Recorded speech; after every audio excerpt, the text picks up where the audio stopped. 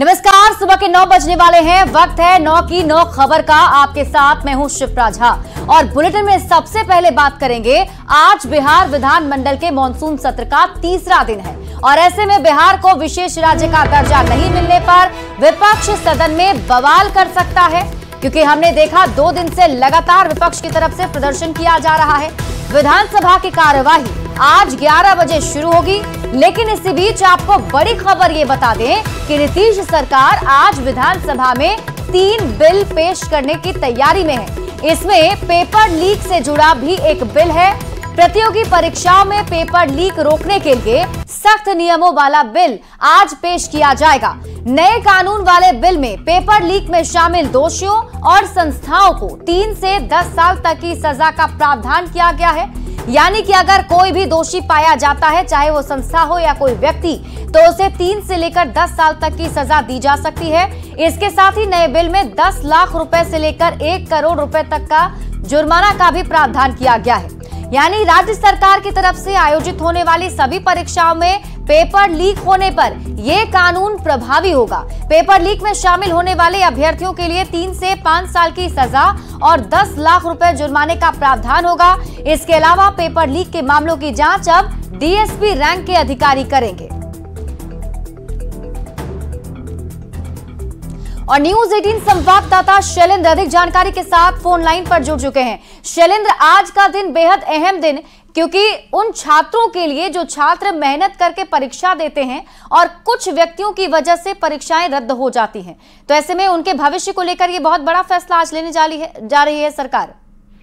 बिल्कुल, देखिए, NEET paper leak के मामले के बाद अब सरकार जगी है और सरकार ने एक बड़ा निर्णय लिया है कि वैसे लोगों पर एक कड़ी कार्रवाई की जाएगी जो पेपर लीक जैसे घटनाओं को अंजाम देते हैं और छात्रों के भविष्य के साथ खिलवाड़ करते हैं। और देखिए, सबसे बड़ी बात है कि बिहार में लगातार कोई भी परीक्षा हो, मैट्रिक की परीक्षा हो या बीपीएससी की परीक्षा हो या फिर नीट की परीक्षा हो, इसमें धांधली की बात पिछले कई वर्षों से लगातार सामने आ रही थी और इसी को रोकने के लिए अब सरकार ने कदम उठाया है। आज इस पेपर लीक में कार्रवाई के साथ साथ 2 और विधेयक है, जिसमें लिफ्ट और एक्सीलेटर से जुड़ा एक विधेयक है और साथ ही साथ दूसरा माल सेवा कर विधेयक है। तो तीनों प्रमुख विधेयक है जो बिहार विधानसभा में आज लाया जाएगा। लेकिन सबकी निगाहें आज टिकी है पेपर लीक को रोकने के लिए जो सरकार जो कानून बनाने जा रही है और जो कानून में नए प्रावधान करने जा रही है, इस पर कि आखिर कैसे कार्रवाई होगी वैसे लोगों पर जो बच्चों के भविष्य के साथ खिलवाड़ करते हैं। और बिहार में लगातार पेपर लीक जैसे मामले सामने आ रहे हैं और इसके तार हमेशा बिहार से जुड़े, उत्तर प्रदेश से जुड़े और कई अन्य जिलों से जुड़े। तो ऐसी परिस्थिति में सरकार ने इसे रोकने के लिए एक विशेष पहल की है और घोषणा भी किया था सरकार ने कि इसे रोका जाएगा और इसके लिए इस बार मॉनसून सत्र में ठीक है शैलेंद्र, और देखना होगा आज जब ये बिल पेश होता है तो क्या कुछ इस पर चर्चा भी होती, क्योंकि हमने देखा है विपक्ष लगातार हंगामा भी कर रहा है। बहुत बहुत शुक्रिया तमाम जानकारी हमारे साथ साझा करने के लिए। बढ़ते हैं आगे और बात अगली खबर ही करें। नीति आयोग की बैठक 27 जुलाई को नीति आयोग की बैठक होने वाली है और आपको बता दें कि इस बैठक में उप मुख्यमंत्री सम्राट चौधरी शामिल होंगे। सीएम नीतीश कुमार ने अधिकृत किया है। बिहार की मांग को बैठक में सम्राट चौधरी रखने वाले हैं। तो बड़ी खबर आपको बता दें, 27 जुलाई को नीति आयोग की बैठक होगी और बताया जा रहा है कि इस बैठक में शामिल होने के लिए उप मुख्यमंत्री सम्राट चौधरी जाने वाले हैं। सीएम नीतीश कुमार ने ही उन्हें अधिकृत किया है और बिहार के लिए जो भी मांग होगी, जो बातें होंगी, उसे वो बैठक में रखेंगे। और बिहार को विशेष राज्य का दर्जा दिए जाने को लेकर सदन से लेकर सड़क तक सियासत जारी है। कांग्रेस ने बिहार को विशेष राज्य का दर्जा नहीं दिए जाने को लेकर अब पोस्टर का सहारा लिया है। पटना में जगह जगह पोस्टर लगाकर कांग्रेस ने राज्य सरकार पर सवाल उठाए हैं। पोस्टर के माध्यम से ये बताने की कोशिश की गई है कि इस बार केंद्र सरकार के गठन में आंध्र प्रदेश और बिहार की अहम भूमिका रही, लेकिन आंध्र प्रदेश ने अपने लिए तो बहुत कुछ हासिल कर लिया, पर बिहार को जितनी उम्मीद थी उससे बहुत कम मिला है। कांग्रेस के इस पोस्टर पॉलिटिक्स के बारे में और अधिक जानकारी दे रहे हैं न्यूज 18 संवाददाता संजय कुमार। बिहार को विशेष राज्य का दर्जा दिए जाने को लेकर सदन से लेकर सड़क तक विपक्ष जो है वो सरकार को घेरने की कोशिशों में लगा हुआ है। हालांकि केंद्र सरकार ने विशेष पैकेज की घोषणा कर दी है, लेकिन इसके बावजूद विपक्ष को केंद्र सरकार की घोषणा रास नहीं आ रही है। राजधानी पटना में कांग्रेस जो विपक्षी पार्टी है उसने कई जगह पोस्टर लगाए हैं और बैनर पोस्टर में इसको मुद्दा बनाया गया है और कहा गया है कि बिहार को विशेष दर्जा नहीं मिलेगा। जदयू सांसद के सवाल पर केंद्रीय वित्त राज्य मंत्री ने ये घोषणा कर दी है। तो बिहार को विशेष दर्जा नहीं है तो नीतीश कुमार इस्तीफा दे दें, ये कांग्रेस ने कहा है कि नीतीश कुमार को इस्तीफा दे देना चाहिए। इस पोस्टर में आप देख सकते हैं राहुल गांधी की तस्वीर लगी हुई है, अखिलेश सिंह है, तमाम नेता हैं। जो पोस्टर लगाने वाले कांग्रेस के नेता हैं सिद्धार्थ छतरी, हम उन्हीं से बात कर लेते हैं। सिद्धार्थ जी, विशेष राज्य का दर्जा तो नहीं मिला लेकिन आर्थिक पैकेज की विशेष पैकेज की घोषणा तो कर दी गई है। हाँ, आनंद फानन में आज चूंकि आंध्र प्रदेश के बाद जो है जब ये हल्ला हंगामा होने लगा तो ये किए हैं। इसमें गोलमोल है विशेष राज्य। जब 2 बैसाखी पे केंद्र सरकार है जदयू और आंध्र प्रदेश के, तो इस 2 बैसाखी के सहारे जब है इससे अच्छा मौका कब आएगा? जब अभी जो था विशेष राज्य के दर्जा आसानी से हम लोग को मिल जाता अगर नीतीश कुमार जी दबाव डालते। सरकार ने डिमांड तो की थी, जदयू के सारे नेताओं ने डिमांड तो रखी है। ये तो जदयू के लोग ही प्रश्न किए थे, उन्हीं के सांसद प्रश्न किए संसद में और जवाब आया बिल्कुल नहीं। जो स्पेशल पैकेज है क्या उससे बिहार का विकास नहीं होगा? स्पेशल पैकेज ये तो गरीब के इससे कोई फायदा नहीं है। ये तो बड़े उद्योगपति को ही सड़क मार्ग वगैरह दे रहे हैं। इसमें बहुत गोलमोल झाला है, इससे जनता को कोई लाभ नहीं होने वाला है। क्या होगा कांग्रेस की इस पोस्टर राजनीति के बाद सत्तारूढ़ दल का किस तरीके से कांग्रेस के इस पोस्टरबाजी पर बयान सामने आता है? कैमरा पर्सन दीपक के साथ संजय कुमार, न्यूज 18 पटना। और इसी बीच रुक कर लेंगे बड़ी खबर की ओर। रांची से इस वक्त की बड़ी खबर सामने आ रही है। झारखंड कैबिनेट की बैठक आज होने वाली है और आपको बता दें कि सीएम हेमंत सोरेन की अध्यक्षता में ये बैठक होगी जिसमें सभी विभागों को सूचना भेज दी गई है और बताया जा रहा है कि कई प्रस्तावों पर मुहर लग सकती है। राजपत्रित कर्मियों को मोबाइल फोन देने की संभावना जताई जा रही है। सिंहभूम में चिकित्सा महाविद्यालय अस्पताल के नर्सिंग कॉलेज की स्थापना के लिए वैकेंसी आ सकती है। देवघर में लगने वाले राजकीय श्रावणी मेले को अस्थायी मेला जो है वो ओपी गठन की स्वीकृति भी मिल सकती है। यानी कि आज कई बड़े प्रस्तावों पर मुहर लगाने की संभावना जताई जा रही है। तो आज सीएम हेमंत सोरेन की अध्यक्षता में कैबिनेट की बैठक बुलाई गई है। और रांची से आपको एक और बड़ी खबर बता दें, बीजेपी आजसू में सीट शेयरिंग का मामला। विधानसभा चुनाव के लिए सीट शेयरिंग होगा और बताया जा रहा है कि दिल्ली में सीट शेयरिंग पर फैसला होगा। आपको बता दें दिल्ली में बीजेपी आजसू की बैठक है। झारखंड बीजेपी के कई नेता दिल्ली में फिलहाल मौजूद हैं। आजसू प्रमुख सुदेश महतो भी दिल्ली में ही मौजूद हैं। ऐसे में माना यह जा रहा है कि एक बड़ी बैठक हो सकती है और इस बैठक में आजसू और बीजेपी मिल बांटकर सीट शेयरिंग कर सकती है। आगामी विधानसभा के चुनाव के मद्देनजर अब लगातार देखिए बीजेपी और आजसू की तरफ से जो है वो काम किए जा रहे हैं। जहां एक तरफ बीजेपी संगठन को मजबूत करने की कोशिश कर रही है, वहीं दूसरी तरफ अब सीट शेयरिंग का फॉर्मूला भी सुलझाने की कोशिश जारी है।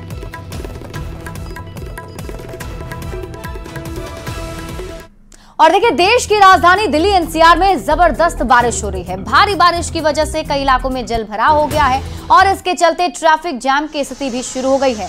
मौसम विभाग के मुताबिक मानसून के एक बार फिर से एक्टिव होने से उत्तर भारत के इलाकों में बारिश की गतिविधियां बढ़ गई हैं। दरअसल जल भराव के बीच गाड़ियों की रफ्तार थमने से सुबह के वक्त जो दफ्तर जाने वाले लोग होते हैं उन्हें ट्रैफिक जाम से जूझना पड़ सकता है। मौसम विभाग की माने तो दिल्ली, नोएडा, गाजियाबाद, फरीदाबाद और आसपास के इलाकों में अगले कुछ घंटों में हल्की से मध्यम बारिश और बूंदाबांदी का दौर जारी रहेगा। हालांकि इस बारिश से थोड़ी परेशानी जरूर हुई है, लेकिन लोगों को उमस भरी गर्मी से राहत भी मिली है।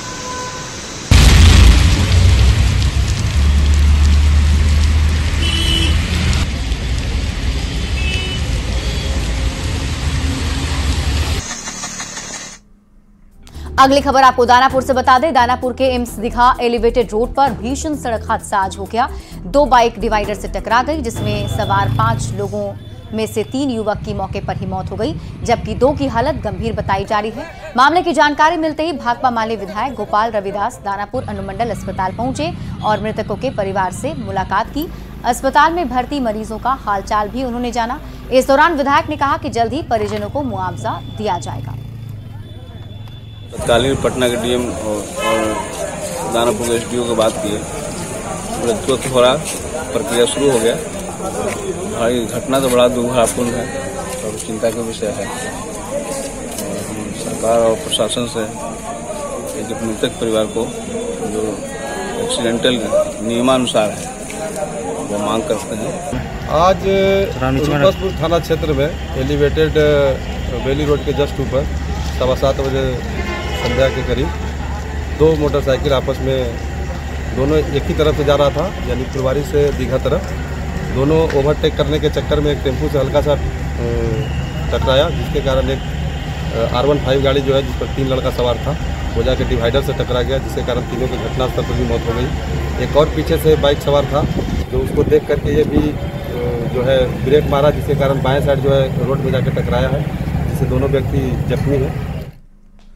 खबर पूर्णिया से है, जहां पूर्व प्रखंड के रामपुर मुसहरी टोला में एक ही परिवार के 3 लोगों की मौत हो गई है। अलग अलग दिनों में 3 लोगों की मौत हुई, जिसके बाद प्रशासन और मेडिकल की टीम हरकत में आ गई है। डीएम के मुताबिक सूचना मिलते ही मेडिकल टीम को प्रभावित इलाके में भेज दिया गया और टीम को जांच करने के निर्देश भी दे दिए गए हैं। इसके साथ ही डीएम ने आसपास के लोगों की भी जांच करने के आदेश दिए हैं, ताकि किसी तरह की बीमारी की अफवाह न फैले। साथ ही ग्रामीणों के मुताबिक एक ही परिवार के 3 लोगों की मौत होने से आसपास के लोगों में दहशत का माहौल है। अच्छा, क्या लग रहा है कि मौत का कारण अब तक स्पष्ट नहीं हो पाया? आप लोगों को कुछ पता नहीं चला है? लोग को यही मांग है कि गांव में मेडिकल टीम 3-4 दिन रहे और बढ़िया से जांच करे, आखिर प्रॉब्लम क्या है, कि दूसरे को पास ये बीमारी नहीं जाए। अगर बीमारी है तो उसका इलाज होना चाहिए। तत्काल सूचना प्राप्त होते ही हम लोगों ने मेडिकल टीम गठित करके जांच के वहाँ पे भेज दिया है। जांच वहाँ पे चल रही है और उस फीडबैक के अनुसार तुरंत जो है कार्रवाई उसके अनुसार की जाएगी। हम लोग सभी को ये निवेदन करना चाहेंगे कि किसी अफवाह पे ना जाएं, ठीक है। डॉक्टर्स की पूरी टीम लगी हुई है, तत्काल इन्फॉर्म करें किसी भी प्रकार की बात पे, किसी अफवाह पे ध्यान नहीं दें। मुजफ्फरपुर के माली घाट में पुलिस ने गोलीबारी मामले का 24 घंटे में खुलासा कर दिया है। पुलिस ने कार्रवाई करते हुए फायरिंग करने वाले सिपाही को गिरफ्तार किया। ये सिपाही BMP 6 में काम करता था। पुलिस के मुताबिक सिपाही ने अपने अन्य साथियों के साथ कार्रवाई करते हुए घटना को अंजाम दिया। साथ ही पुलिस CCTV फुटेज के जरिए घटना में शामिल अन्य आरोपियों की तलाश में छापेमारी कर रही है। बता दें कि 2 पक्षों के बीच आपसी वर्चस्व को लेकर गोलीबारी की घटना को अंजाम दिया गया था। अंतर्गत एक भारत माता चौक के पास एक फायरिंग की घटना घटित हुई थी, जिसमें 3 लड़के जो बाइक पे सवार थे जा रहे थे, उनको पीछे से टारगेट करके रोक करके और फायरिंग की गई। इसमें तीनों का नाम आया है जिन लोगों ने फायरिंग की है, और इसमें से हम लोगों ने एक अभियुक्त जिसका नाम सूरज सिंह है, इसको गिरफ्तार किया है। सूरज सिंह BMP 6 का सिपाही है जो 3 साल से BMP 6 में कार्यरत है। घटना का मुख्य वजह दोनों ग्रुप में या फिर दोनों साइड से आपसी वर्चस्व या फिर दबंगई करना, वही था। मुजफ्फरपुर के तुर्गी थाना क्षेत्र में कांवरिया पथ पर पुलिस ने 4 युवकों को हिरासत में लिया है। पुलिस के मुताबिक ये सभी लोग नशे में हंगामा कर रहे थे और कांवरियों और पुलिस से बदतमीजी कर रहे थे, जिसके बाद उन्हें हिरासत में ले लिया गया। इन युवकों में एक अफगानिस्तान का युवक भी है, जिसके वीजा की समय सीमा समाप्त हो चुकी है और 1 साल से मुजफ्फरपुर में वो इलीगल तरीके से रह रहा है। पुलिस फिलहाल 4 युवकों के खिलाफ कार्रवाई कर रही है। तो पहले जैसे लोग गरीबनाथ मंदिर में पानी लेकर के जल चढ़ाने के लिए आते हैं, उसी में कुछ कावड़ियों के साथ में 3-4 लोग मिसबिहेव कर रहे थे। तो क्योंकि वहाँ पर पुलिस की गश्ती तैनात थी और जो आसपास में जितने भी पुलिसकर्मी उपस्थित थे उनके द्वारा उनको देखा गया, पकड़ा गया और रोक करके फिर उनसे पूछताछ की गई। तो उसमें चीज़ सामने आई कि 4 लोग शराब पिए हुए थे और उनमें से एक व्यक्ति था जो अफगान नेशनल था और ये कुछ समय पहले एजुकेशन वीज़ा पे नोएडा में पढ़ने के लिए आया था और लगभग 1 साल से इसका वीज़ा वो हो गया था, रिजेक्ट हो गया था। तब से ये इलीगली यहाँ पर रह रहा था और यहाँ पर ये ब्रह्मपुरा में एक लोकेलिटी में रहता था। तो हम लोगों ने 4 की गिरफ्तारी की है और जो अफगानी नेशनल है जो यहाँ पे विदाउट वीज़ा रह रहा है, इलीगल तरीके से रह रहा है, उस पर हमने फॉरेनर्स एक्ट के अंदर FIR करके और अग्रतर कार्रवाई हम लोग कर रहे हैं। और देखिए, पटना के बेऊर जेल से एक एंड्रॉइड और एक ईयरफोन बरामद किया गया है। जानकारी के मुताबिक अविनाश कुमार नाम के एक कैदी के पास से ये दोनों चीजें बरामद की गई हैं। मामले को लेकर बेऊर थाने में केस भी दर्ज किया गया है और जेल प्रशासन इस पूरे मामले पर कार्रवाई कर रहा है। पटना पुलिस ने रात के समय लूटपाट और डकैती करने वाले नट गैंग के 10 सदस्यों को गिरफ्तार किया है। गिरफ्तार लोगों में 2 महिला भी शामिल है। पटना सिटी एसपी के मुताबिक आरोपियों के पास से करीब 1.5 लाख रुपए नगद, जेवर, बर्तन, मोबाइल और हथियार भी बरामद हुए हैं।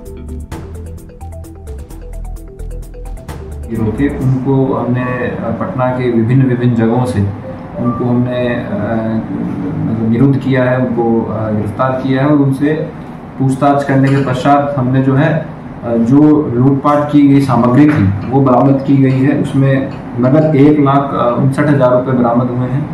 अपाचे एक मोटरसाइकिल बरामद हुई है। सोना, चांदी, आभूषण और पीतल के जो है बहुत सारे बर्तन जो है वो बरामद हुए हैं। 7 मोबाइल भी इसके साथ बरामद हुए हैं। मुजफ्फरपुर के अहियापुर थाना क्षेत्र में मेडिकल कॉलेज के छात्रों पर लाठीचार्ज मामले में बड़ी कार्रवाई हुई है। इस मामले में कार्रवाई करते हुए एसआई सहित 3 पुलिसकर्मी को सस्पेंड किया गया। बता दें कि 21 जुलाई को पुलिस ने बिना इजाजत एसकेएमसीएच मेडिकल कॉलेज के पास लाठीचार्ज किया था, जिसमें करीब 15 छात्र घायल हो गए थे, जिन्हें इलाज के लिए अस्पताल में भर्ती कराया गया। हम लोगों ने पुलिस की तरफ से भी कुछ लोगों की गलती पाई, जिसमें हम लोगों ने 3 लोगों को एसएसपी सर ने इमीडिएट तत्काल प्रभाव से निलंबित किया है। उनमें से एक सब इंस्पेक्टर हैं और बाकी 2 कांस्टेबल्स हैं और एक चालक हैं, उनका हम लोगों ने पीएचक्यू में लिखा है। खबर दरभंगा से है। लाखों रुपए के नमक के गबन का सनसनीखेज मामला सामने आया है। एक वीडियो भी कैमरे में कैद हुआ है, जिसमें भारी मात्रा में नमक को खुलेआम ट्रक पर लोड किया जा रहा है। आरोप है कि मद्य निषेध कार्यालय के कर्मी की मिली भगत से नमक की हेराफेरी की जा रही है।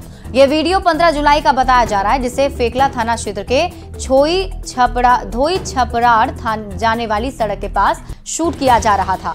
बताया जा रहा है कि नमक के बोरे में 421 कार्टन में 51 लाख की शराब जब्त की गई थी। नमक में छिपाकर शराब लाई जा रही थी। शराब को लहरियासराय कार्यालय लाया गया, जिसकी एफआईआर दर्ज कराई गई, लेकिन जब्त नमक का जिक्र उसमें नहीं किया गया।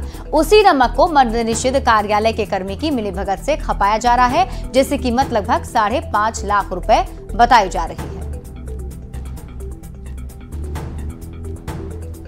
अब कहाँ ले जा रहा है? गोदाम में। गोदाम में। उस समय कहाँ जा रहे थे? उस समय कहाँ जा रहे थे? हम लोग को इसी गाड़ी में लोड करने के लिए कहा कर दिए। अब फिर दोबारा कौन कहा है उतारने के लिए? दरोगा साहब कर रहे हैं। दरोगा साहब। इससे संबंधित जितने भी पदाधिकारी हैं, इन्फॉर्मेंट, आईओ और उस छापामारी दल के सदस्य से पूछताछ किया गया है। उसको लिखित बयान लिया जा रहा है। लिखित बयान के पश्चात विभाग को प्रतिवेदित किया जाएगा। इस संबंध में हम लोग जितने भी बिंदु हैं उस बिंदु से सभी पदाधिकारियों को वाकिफ कराए हैं। ये बिंदु पे अपना बयान। पटना के दीघा थाना क्षेत्र में बदमाशों ने 2 युवकों को गोली मार दी। गोली लगने के बाद दोनों युवक घायल हो गए हैं। घायलों को इलाज के लिए निजी अस्पताल में भर्ती कराया गया है। जानकारी के मुताबिक बाइक सवार 3 आरोपियों ने घटना को अंजाम दिया है। साथ ही घायल एक युवक का आपराधिक इतिहास भी बताया जा रहा है।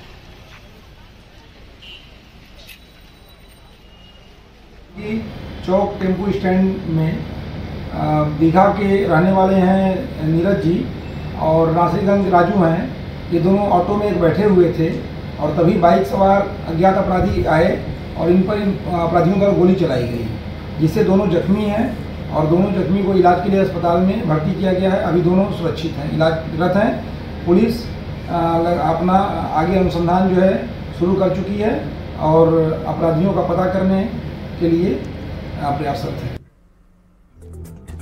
और आगे आपको अरवल से दिल दहला देने वाला एक मामला बताते हैं। 76 साल के रिटायर्ड शिक्षक ने शादी की 97वीं सालगिरह पर पत्नी के टुकड़े टुकड़े कर उसे मौत के घाट उतार दिया। मामले का पता तब चला जब आरोपी का पोता स्कूल से घर वापस लौटा और घर में खून देखकर चिल्लाने लगा, जिसके बाद मौके पर पहुंची पुलिस ने आरोपी पति को गिरफ्तार कर लिया है। आरोपी पति ने बताया कि 8 साल पहले उसकी पत्नी का चाचा के साथ अवैध संबंध था, जिससे लेकर विवाद हुआ था। वो पत्नी को 57 टुकड़ों में काटना चाहता था, लेकिन पत्नी के शरीर के 12 टुकड़े ही कर पाया। घटना के बाद पूरा गांव दहशत में है। फिलहाल पुलिस मामले की जांच में जुटी हुई है। एक महिला की हत्या की सूचना मिली थी। सूचना पर मेहंदिया थाना त्वरित रूप से घटनास्थल पर पहुंचा और पाया गया कि एक बुजुर्ग व्यक्ति द्वारा अपनी पत्नी की हत्या करके टुकड़े कर दिए गए हैं। तुरंत उनको पुलिस द्वारा गिरफ्तार किया गया। घटनास्थल को FSL जांच के लिए घेराबंदी करके सुरक्षित किया गया और जो अभियुक्त है उनसे पूछताछ किया गया तो उनके द्वारा बताया गया है कि पति पत्नी आपसी विवाद में उनके द्वारा ये घटना की गई है। पुलिस द्वारा विधिवत गिरफ्तारी की गई है और अभियुक्त को न्यायालय में अग्रसर किया जा रहा है।